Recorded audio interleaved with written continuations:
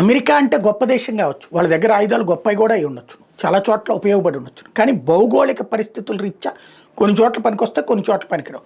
China weapons గొప్పవే కావచ్చు, వాళ్ళ దగ్గర పనికొస్తాయి, లేదా వాళ్ళకి శత్రువుల దగ్గర పనికొస్తాయి.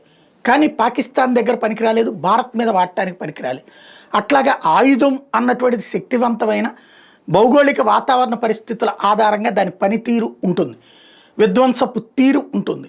అమెరికా మన మీద రుద్దాలని చూస్తున్నటువంటి వాటిలో మనం టెస్ట్ చేసి చెక్ చేసి, ఇదివరకైతే కనుక బలవంతంగా మనకు అంటగట్టేవాళ్ళు, కానీ ఇదివరకు రష్యా దగ్గరైనా అమెరికా దగ్గరైనా, ఇప్పుడు అట్లా కాదు, నిర్మోహమాటంగా చెప్తున్నాను. తాజాగా డిఫెన్స్ సెక్రటరీ రాజేష్ కుమార్ సింగ్ ఒక విషయాన్ని క్లారిఫై చేశారు. స్ట్రైకర్ ఆర్మర్డ్ ఫైటింగ్ వెహికల్ ఏదైతే అమెరికాకి సంబంధించినటువంటి తయారీ అయినటువంటి అవి అత్యంత పవర్ఫుల్లే.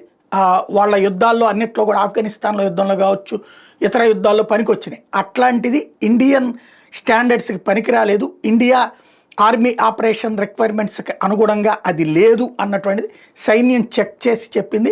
స్ట్రైకర్ అన్నటువంటిది ఆర్మీ నీడ్స్కి తగ్గట్టుగా లేదు, ఇక్కడ ఆపరేషన్స్కి పనికిరాదని వాళ్ళు తేల్చారు. ఏది పర్టికులర్గా వరదలు ఇట్లాంటి వాతావరణాలు ఉండేటటువంటి ప్లేసెస్లో మనం యుద్ధం చేయాల్సి వస్తుంది, అక్కడ పనికిరాదు అన్నటువంటి విషయాన్ని తేల్చారు.